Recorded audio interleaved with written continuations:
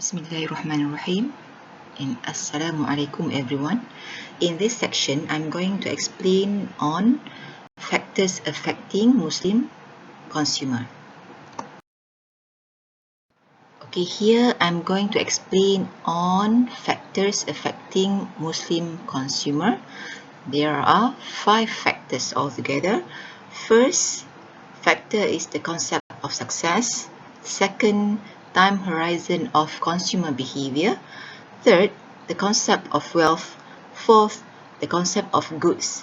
And the last one, fifth, Islamic ethics. Okay, now we look at the factors one by one. Okay, the concept of success. Islam does not restrict efforts at material progress, but there are limits to everything. A balanced life necessitates proper allocation of human efforts and resources to all aspects of human life, meaning that not only focusing on economic development.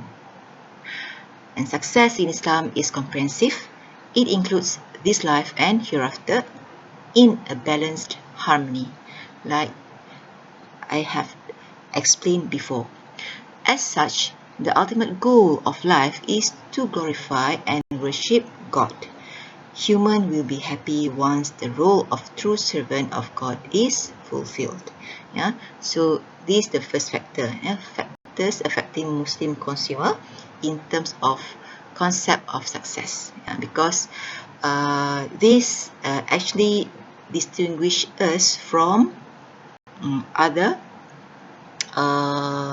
believers, or conventional consumer behavior, because the success that we meant in Islam is success in this life and in the hereafter. So that's why we cannot do something bad in this life, because the result that we're going to get after this in the hereafter, we have to accountable for it. And second factor is time horizon. Okay, Muslim time horizon extended beyond death.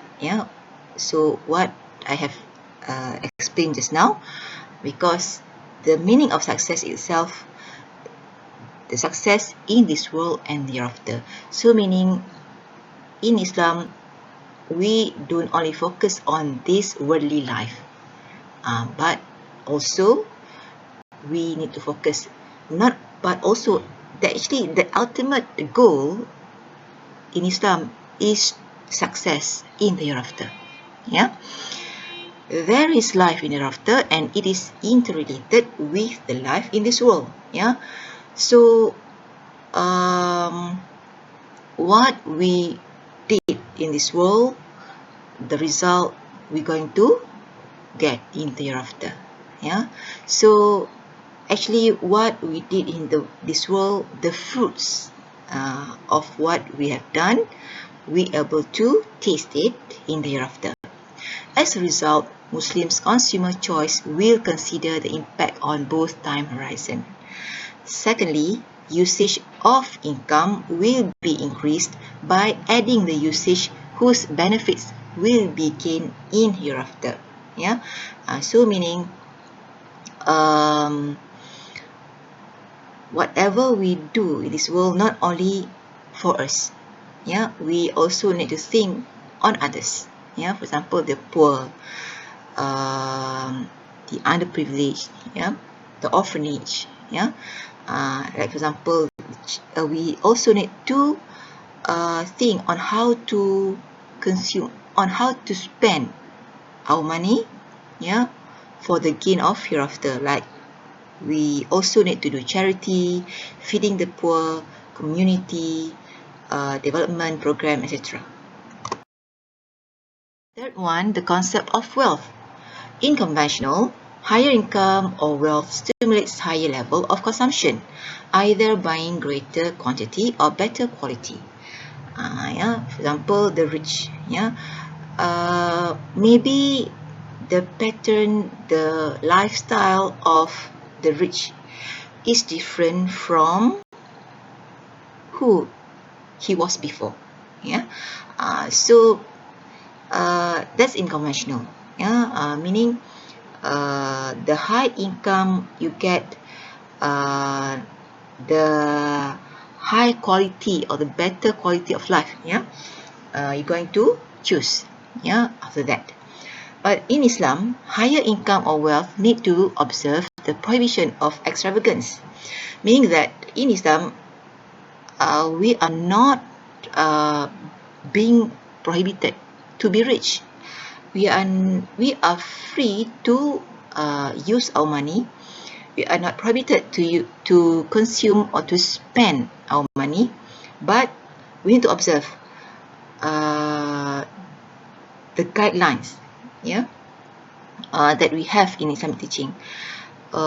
We need to make sure that there's no extravagance, yeah, in the spending.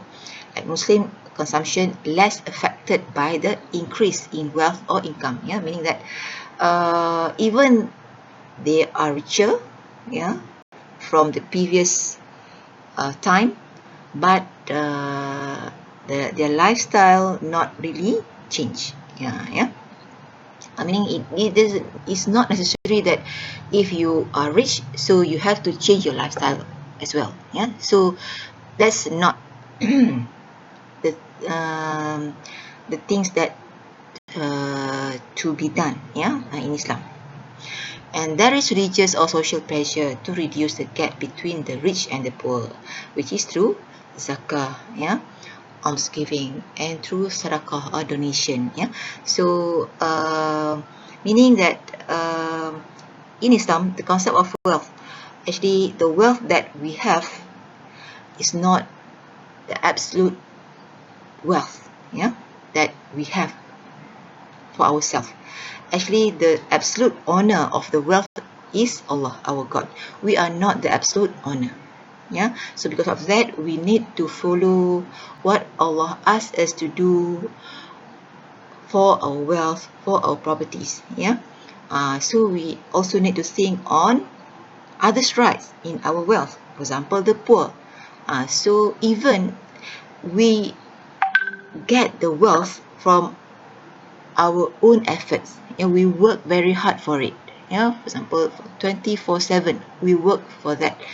But we need to remember that the risk of the wealth that we get, that we gain, actually is not 100% because of our effort, but actually it is because of Allah has chosen us to get the wealth, to get the money, to get the income.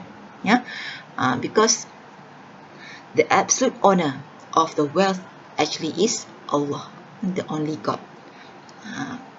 And whenever Allah wants it back, so He will take it back from us, yeah, with a blink of eyes.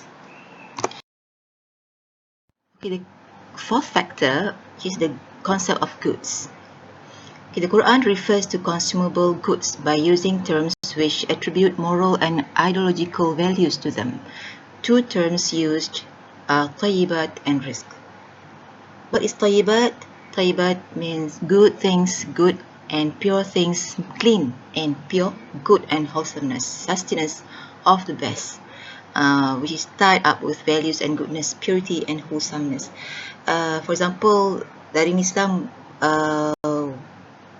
we are asked to consume halal food.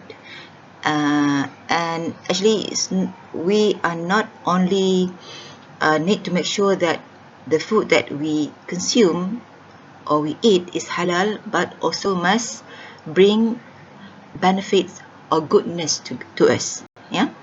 So that's the meaning of tayyibat, means good things, yeah, good and pure things that will benefit our health, yeah, our mind, our spirit. Yeah, so that's the meaning of tayyibat. And the other term, which is rizq. What is rizq? Rizq means godly sustenance, divine bestowal, godly provision and heavenly gifts, meaning that God is a true sustainer and provider. So because of that, we need to believe and remember that Allah who gives us risk or sustenance, because Allah is the true sustainer. Yeah, it's not our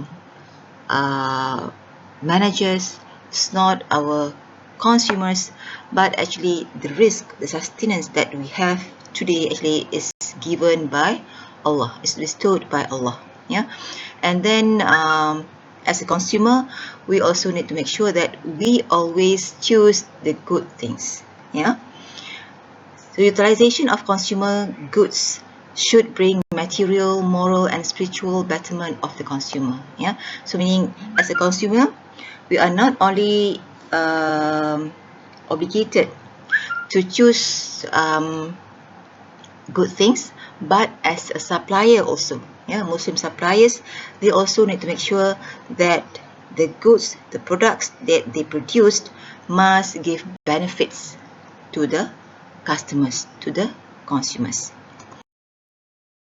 Ethics of consumption.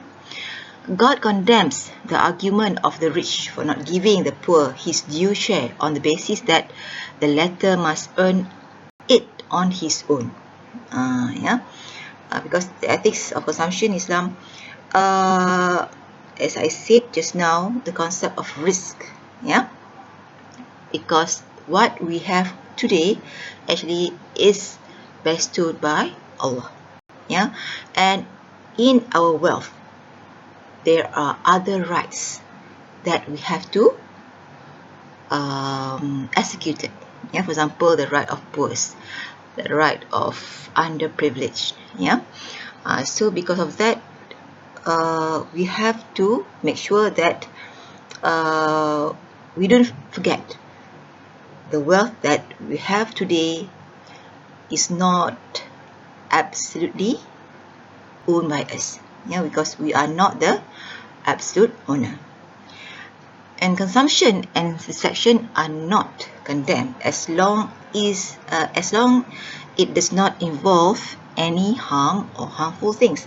Meaning that Islam does not stop us to indulge in whatever things that we want, as long as it does not involve or contribute to any harms. Yeah.